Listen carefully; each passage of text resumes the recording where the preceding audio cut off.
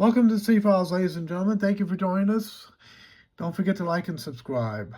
And you can watch my videos for free without advertisements, without subscribing to YouTube Premium. So how about that? Please enjoy the videos. Let's get right into it. The last video I did ended abruptly because I had an issue with a technical issue. So I wanted to go ahead and finish up what I was going to talk about in the last video in this video. All right. So Trump will send elite squads of ICE and the feds to hunt down, arrest, and deport every last illegal. We will send elite squads of ICE, Border Patrol, and federal law enforcement officers to hunt down, arrest, and deport every last illegal alien gang member until there is not a single one left in this country. Listen to what Trump says here. We will send elite squads of ICE, Border Patrol, and federal law enforcement officers to hunt down, arrest, and deport every last illegal alien gang member until there is not a single one left in this country.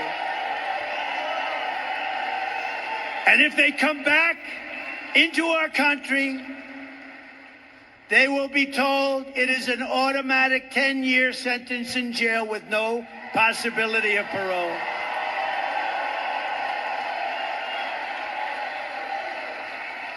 And I'm hereby calling for the death penalty for any migrant that kills an American citizen or a law enforcement officer. We will send elite squads of ICE. So there's talk about using law enforcement with the military to get these folks out. And I could see how that could be done if you declare it a military-style invasion of the country.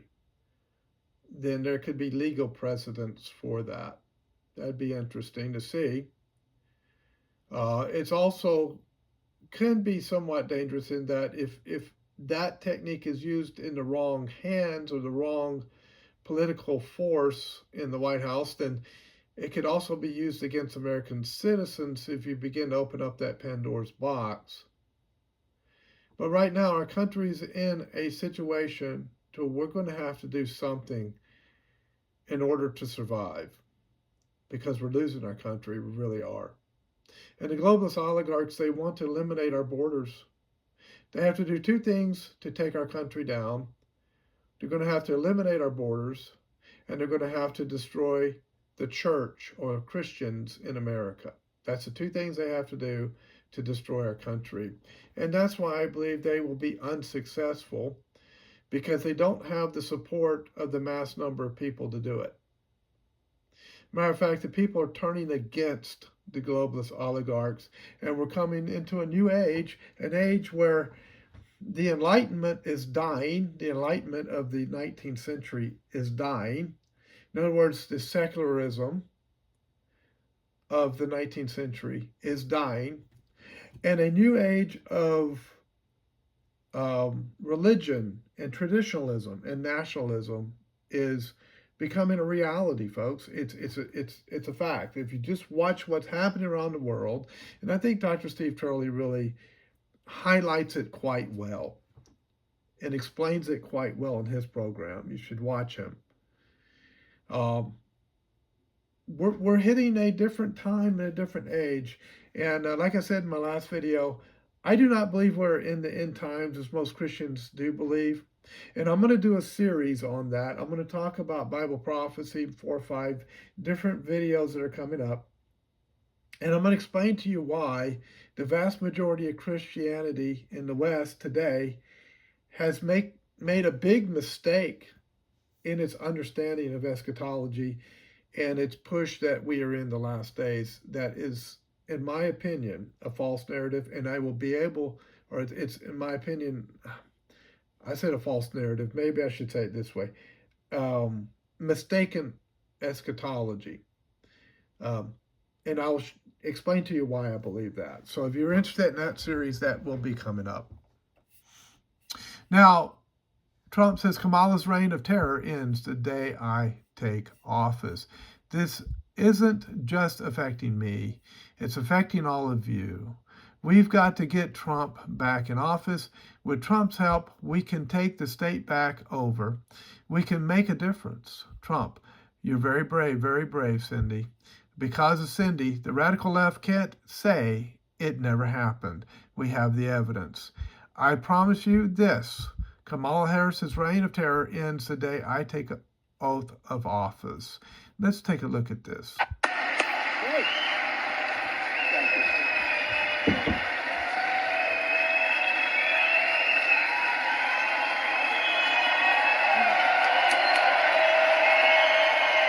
Thank you. Thank you. This isn't just affecting me, this is affecting all of you as well. We've got to get Trump back in office. We've got to get it done. With Trump's help, we can take this state back over. We can make a difference. Thank you guys so much for all of your support, for believing me. Thank you. You're very brave. Very brave. Thank you, God. Thank you very much. She's very brave. Getting all of the evidence and all of that footage. I just said you're very brave, Cindy. Thank you very much. Really a big help. And because of Cindy and others like Cindy, the radical left can't say it never happened, because there we have it. And I promise you this, Cindy, that Kamala Harris's reign of terror ends the day I take the oath of office. It ends.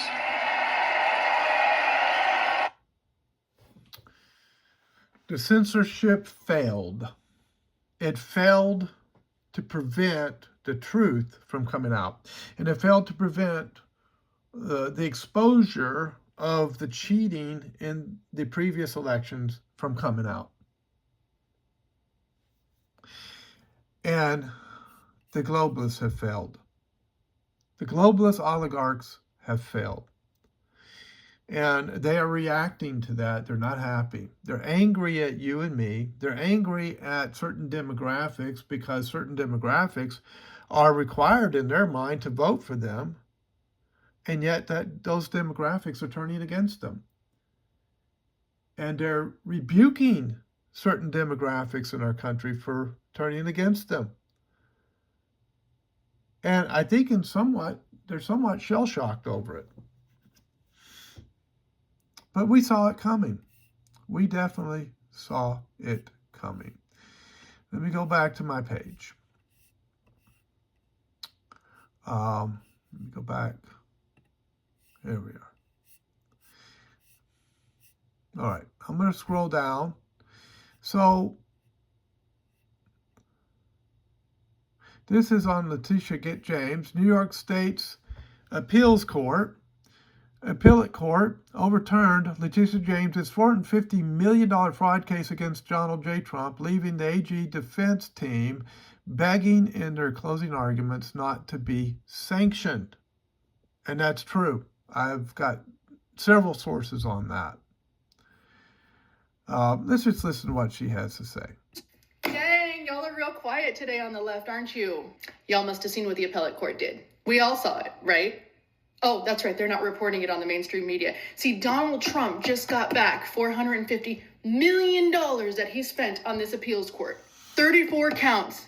34 counts is what corrupt politician Letitia James decided she was going to try to charge Trump with. And I knew he was going to win his money back. The judge said there are no victims in this case. There is no evidence in this case. It was two smart business entities doing business together. The bank said, we don't have a problem, we were paid back. Trump said, we don't have a problem, we paid our loan back with interest. So what's the problem here? And the judge clearly said that it was a clear attack on a presidential candidate and can be misinterpreted for or interpreted as election interference. But he's a felon, he's a rapist, he's racist, oh my God. Wake up, people. Political prosecution is real in this country. And the best part is that the state's lawyers' closing arguments were basically begging begging the appellate court judges not to sanction them. Not only do I think they should all be sanctioned, I think Letitia James needs to be tried. I think she needs to be found guilty, because she is, clearly, and I think she needs to be put in prison for election interference. Tell me what you think in the comments. And I'll... Extreme accountability is coming, ladies and gentlemen. All of the fake charges, the corrupt judges, the Soviet-style show trials, it's all going to be exposed, and there will be extreme accountability, and we're already starting to see it. We are already starting to see it. Let me head on down. Let me see, where are we? Okay.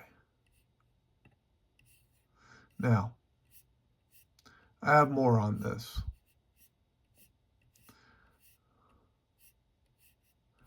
Okay, here we go. Now, this is another one. The P. Diddy list includes names. Now, P. Diddy, if you're not familiar, if you've been under a rock and you haven't crawled out from under it yet. Of course, I never even heard of P. Diddy until all this broke out. I don't care about Hollywood. I don't care about the modern music scene. I don't care about any of that stuff. So I don't even know who these people are until something like this breaks in the news. But P. Diddy list includes names linked to the pharmaceutical industry. Quote, the names that we're going to name are names that will shock you. I'm looking at banks, pharmaceutical companies, and hotels. Now this is 4 minutes long, so I'm not going to play all 4 minutes, but this is a good little taste. Thinking or hoping, or perhaps believing that I may start naming names. Well, that day will come, but it won't be today. The day will come when we will name names other than Sean Combs, and there's a lot of names. We will name names, and there's a lot of names. Folks, this is why they're scared. This is why they want Trump to lose. This is why they don't want extreme accountability. Because they know it's over. They know they're going to go to prison. They know they're going to be held accountable legally for their actions.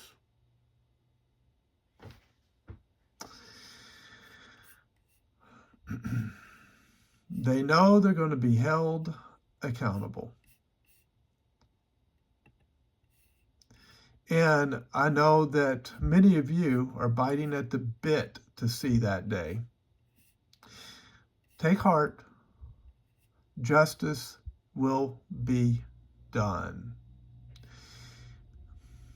So this guy Bradley switched from voting Democrat to voting Trump. Quote, since this new administration has come to the table, my children are lacking, my community is lacking. And that seems to be the consensus. They've woken up to the fact that the people who keep saying they care about them really don't care about them. Now, let me move on down because there's more.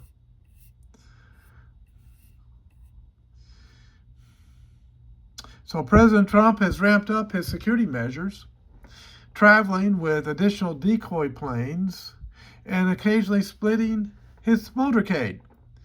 He's even been using unmarked planes without his signature branding to avoid enemy detection. So Trump is set to announce Operation Aura in Colorado, where he plans to invoke the Alien Enemies Act to deploy the military and eliminate every cartel and gang member that has infiltrated the country under the Biden-Harris administration. And this is from Shadow of Ezra on X. All right.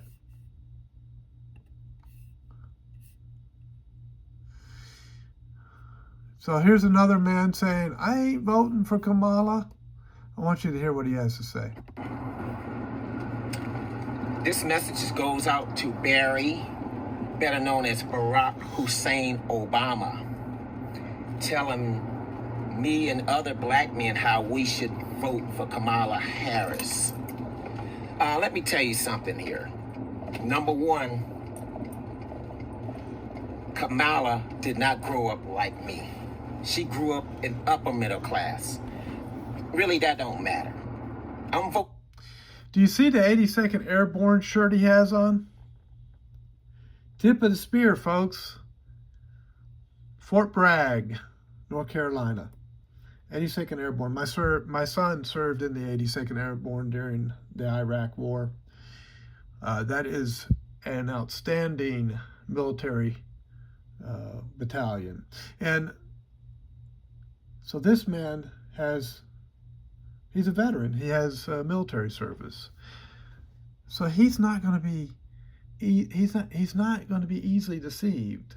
Do you see what I'm saying?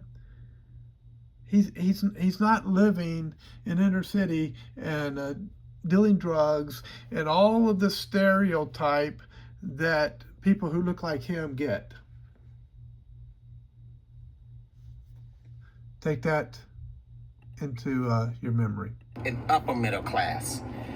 Really, that don't matter. I'm voting on policies, and her policy sucks. So Obama, keep your mouth shut, okay? You're the gatekeeper. You kept the gate on a lot of black people being ignorant. Quite a few of them have awakened to the lies of the Democrat Party. So Barack Hussein Obama, kiss our ass because we voting for Trump. I forgot that he had that in there. I meant to stop that. I don't allow foul language, typically don't allow foul language on my videos. Sometimes I forget when I'm doing a video that they have that in there. So I'm gonna have to filter those better in the future, folks, so I apologize for that. But that's how they feel. They feel that, well, you can see, they're just sick and tired of it. They're sick and tired of being told they have to stay on the political plantation. Okay? They're done with it. And I don't blame them. I would feel the same way. I really would. All right. So here's BlackRock in Western North Carolina. It only took BlackRock 27 days to steal the North Carolina land. August 31, 2024. BlackRock increased their position in Albemarle up to 12 million. You can see the number of shares on your screen.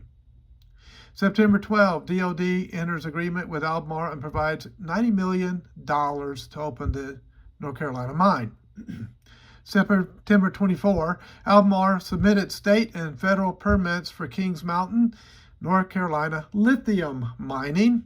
Lithium used in the batteries that run electric cars and so forth. And now robots, I guess we're using lithium batteries maybe in the robots that Elon Musk has invented. September 24, Albemarle received $250 million in grants from the Departments of Defense and Energy to boost lithium production. September 27, Hurricane Helene hits North Carolina with ravaging floods and total devastation. Interesting timeline. Local homeowners were protesting against the mining in North Carolina. Their homes and properties were destroyed. And Chile is one of Albemarle's other prime mining locations. So an interesting series of events there. Is there a land grab? Might be. All right, so sorry, Obama. I'm a black man. I'm voting for Donald Trump on November 5th. And no amount of lecturing or shaming is going to change that. Deal with it. This is 40. Sorry, Obama. I'm a black man, and I'm voting for Donald Trump for president, and there is no amount of lecturing or bullying or shaming that you can do that is going to make me change that decision. I am not afraid to vote for Kamala Harris because she is a woman. I refuse to vote for Kamala Harris because she has spent the last 4 years destroying this country. She has spent the last 4 years throwing up the borders to illegal immigrants. She has spent the last 4 years destroying this economy. We have seen over the past couple couple of months that she is not fit to be president. She can barely speak. She can't articulate a vision. And actually, she's pretty stupid. And if you think that I, as a black man, am going to let that waltz into the White House, that is going to get my vote because you're lecturing me and you're bullying me, and you may be the surrogate black dad for a lot of fatherless black boys that are running around this country, but I got a dad. I know who he is, and it ain't you. I'm voting for Donald Trump for president. Take it or leave it. Sorry, Obama. That. But folks, he represents not just himself in that statement. He represents a lot of people that feel that way. I guarantee you, the demographics have changed. The lawfare against Trump is backfiring. They're doing to him what they've done to us, says Wilbert Wilson, a resident of Detroit. He's real, he's strong, and he's the only one who can help us. He's already done it once, and I want to see him do it again, he says. So there you can see there's more and more of this sentiment. This is an interesting little video. Let's go ahead and put this in. I'm not an anarchist. I believe in a government, but a limited government. And the government should be limited, in my opinion, to very simple functions. Number one, to defending the country against foreign enemies. I have tried for a long time to see how to make national defense a private enterprise, and I have never succeeded. It's easy to see how to privatize schooling, but I don't know how to privatize national defense. A second function of government, and one which it performs very, very badly, is to protect the individual citizen against abuse and coercion by other citizens, to keep you from being hit over the head, mugged on the street, your house broken into, and so on. And I believe that the government performs that function very ineffectively because it's doing so many things it has no business doing. The third function of government, a very important function, is to define the rules of the game we play. What's private property? If an airplane flies 10,000 feet over your house, is he violating your private property? If he flies 10 feet over your house, is he violating your private property? There's nothing natural about where the line should be drawn. So we have to have some mechanism for making the rules about that, and that is an appropriate government function. And fourth, it's appropriate for government to provide a mechanism for adjudicating disputes about the meaning of those rules, a judicial system. Those are the four essential functions of government, in my opinion, and those are the only functions that are essential. There may be some other areas in which, if you started with nothing more than that, government might conceivably do more good than harm. But from where you are now, if you could only move back in that direction, it'd be marvelous. The functions of government. This is a lesson that many of us need to learn because we have really gotten it messed up over the years. Now, this lady is going to do some exposure, and I'm going to have to end this video real soon because I'm running out of time. So listen to what she has to say. German member of parliament, Christine Anderson, quote, "Stop being silent. We are on the verge of slipping into totalitarianism," end quote. Quote, "They need to control every single aspect of every single individual's life. They need to control your beliefs, your thinking, and everything you are doing," she says.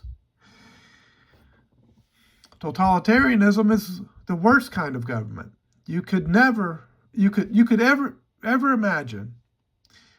So I'll try it again. Totalitarianism is the worst kind of government you could ever imagine. And given the technological means they have at their disposal today, it's going to be that we might actually not be able to get back out of it. I'm not talking about a future 30, 40, or 50 years from now. It's happening now, ladies and gentlemen. So we need to break the silence. So listen to her in her own words. Break the silence. Stop being silent. You may have noticed we are on the verge of slipping in to totalitarianism. They need to control every single aspect of every single individual's life. They need to control your beliefs, your thinking, and everything you are doing. So you can see there that basically what I read is what she was saying. And so it's not just Trump saying this, folks. It's not just Alex Jones. It's not just Stu Peters. It's not just X22 Report. It's not just Red Pill 78. It's not just my channel. It's not just And We Know, which is on Rumble. It's members of parliament in foreign countries as well. So this is not just some wacky conspiracy theory, as some executives on certain platforms might have you to believe. Of course, they're trying to gaslight you. This is the truth and it's reality.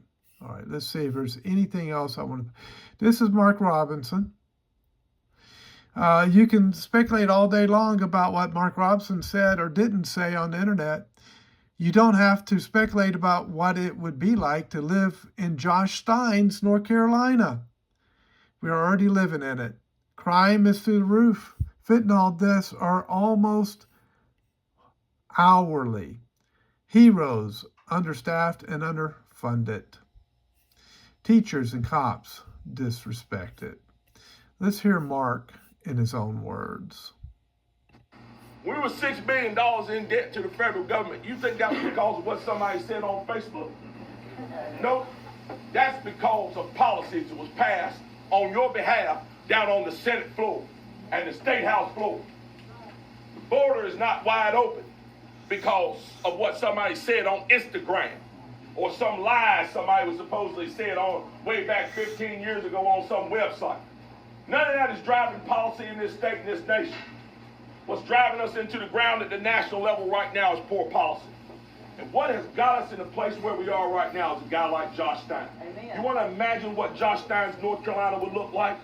You don't have to imagine. You're looking at it right now. Wow. Rapes up 61%. Fentanyl deaths through the roof. This man just announced he's going to sue TikTok because TikTok is getting young people hooked on social media. How about you go out and get the drug dealers that are getting them hooked on fentanyl? Yeah. How about you do that? Isn't that well stated? You see, the globalist oligarchs, and Josh Stein is a globalist oligarch, folks, make no mistake about it, always misdirect you in the wrong direction. And that's done intentionally. It's done so you will not focus on the real issues, and so that they can continue to bury you under their oligarch control. All right, so I think we're going to leave it there for right now. There's more I could go into. As you can see, there's so much more. This is a Hispanic woman saying, yes, I am a woman and legal immigrant. And, I'm sorry, she's from the Middle East, actually. Yes, I am a woman and a legal immigrant, and I am voting for Trump because it's about more than being a woman. It's about the future of this country. And she basically tells women who vote for Kamala just because she's a woman, or they vote Kamala just because she claims to be black, or they vote for Kamala just because it's what women should be doing, you know, the plantation mentality. And she tells these women, stop being selfish and start thinking about other people. And she says that in her video. HAARP Insider admits Hurricane Milton part of weather warfare plot to collapse society. This is from TPV Sean, is that it? TPV Sean. Anywhere he says, multiple HAARP whistleblowers have sounded the alarm, warning that a wave of man-made extreme weather events is on the horizon. These events are expected to grow in both frequency and intensity, with the goal of causing widespread destruction, triggering economic collapse, and reducing populations in target areas, designed as kill zones, all within a short period of time. According to the globalists, the most convenient part of this carefully orchestrated plan is that their built-in plausible deniability. Anyone who dares to point a finger will be branded a conspiracy theorist, and this is their playbook, folks. Labeled dangerous and potentially sent to internment camps. just what the communists did in the early days of communism. But there's one problem for the elites. We have all the evidence we need, from government documents to undeniable proof. We can show that they're manipulating the weather. Hurricanes Helene and Milton. The blood is on their hands. And I have been able to show members going to Congress, or people going to Congress and testifying of this, and the military admitting that they have the ability to do this stuff. We have amazing technology, but it's not for us little people. It's for the elites, right? Elon Musk, it seems, is trying to change that because he just recently introduced robots for the people. They cost about $20,000 or $30,000 to get one. But these robots are pretty incredible. Anyway, I think things are about to change, folks. They are about to change. Now, I'm going to end with this. Listen to what this pastor has to say. It's 5 minutes long, and we'll end with it. I think in many ways, a lot of people in the church today have a misconception about the mission of Jesus. And I wrote down a few thoughts, and this is not an aside, but I think it is something that is fitting because of the text we're in, that many people confuse Jesus' mission. I saw a pastor this week, very well-known pastor, that said, he tweeted or something, never Trump, this year Harris, always Jesus. I just want you to understand that that is one of the most foolish things I've ever seen. And here's why. People have asked me this week if I have opinions politically. I have opinions, a lot of them. I'm not a political commentator. I'm a preacher of the Bible, but certain things politically are more theological than they used to be. So let me just give you some things about where I stand, because people have texted me a few things, and I'll just, this stuff is not hard for me to say. Number one, the Democratic Party is a demonic death cult under the power and influence of Satan. Hold on. No, I'll explain why I say hold on. To vote. Let me say this. I know that there's still this Democrat-Republican narrative, right? Democrat versus Republicans, Republicans versus Democrats. And a lot of people are still making that mistake. Folks, there are globalist oligarchs in both parties. There are globalist oligarch Republicans, and there are globalist oligarch Democrats. But if you look at the platforms of the two parties, what he stated about the Democratic Party platform is absolutely correct. It is satanic. We'll continue. For the Democrats is to vote for a platform that is building their platform upon everything God hates. The mutilation of bodies, the annihilation of babies in the womb, and the sexualization of your children. That is their calling card. That is what they want to do. They don't hide that. They have abortion facilities outside of the Democratic Convention. This is who they are. It's the most radical party in our country's history. So I don't see how you could be a Christian and vote for a party who promotes everything that God hates. That's the first thing. Secondly, you have a responsibility and privilege to vote for the option that best stems the tide of evil. I want you to also understand that there are no perfect candidates in this election. They're both broken people, but one of them presents a far better option at the preservation of life and the upholding of the family than the other. A failure to vote is a failure to express our gratitude to the men and women that have died for our country and given us the freedom that we have today. It's also a failure to, I believe, obey the calling that we have to uphold the righteousness in our land. You don't have to like the personality. You just vote for the best option between the policies. And one of them is far less worse than the other. I think that's obvious. And a vote, just in general, it comes from the Latin word votum, which means to make a choice. You're not voting for a pastor. You're voting for a guy that, as best we have as an option, upholds righteousness in the land. Number three, and this is why I said hold on, because there are certain people that are going to amen the political thing, but I also want the amens just to be as loud as when I say this. Our hope is not in a political party. Who is in the White House is far less important than who is on the throne in heaven. And I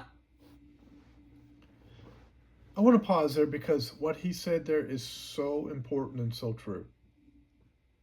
Who is in the White House is not as important as who is on the throne in heaven.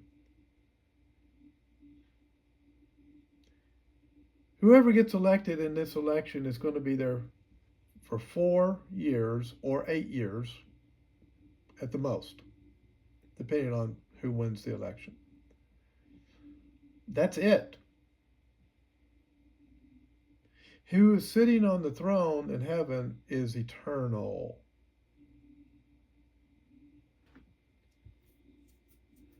And God can draw a straight line with a crooked stick. And even if the person that you don't want to get into the White House gets into the White House, that's not a crisis for God. And God will, in his providence and his sovereignty, will ensure that his will is done. And the church, his bride, will continue to march on and will continue to do his work and his will. The Soviet Union could not crush the church. The Chinese Communist Party could not crush the church. North Korea, the most oppressive regime on the planet, could not crush the church. Islam could not crush the church.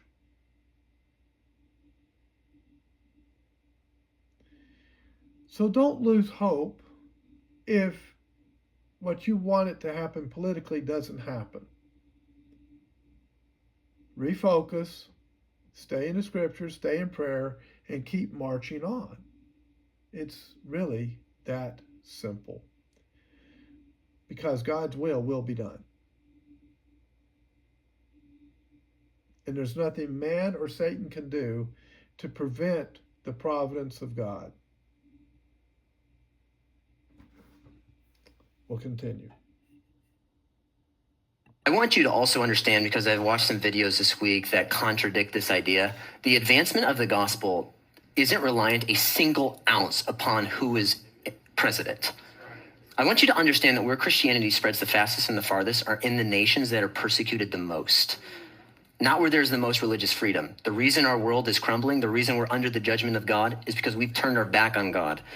And if you want to see political reform, you need to see a spiritual revival. It's not the other way around. You don't pursue political reform so that there can be a spiritual revival.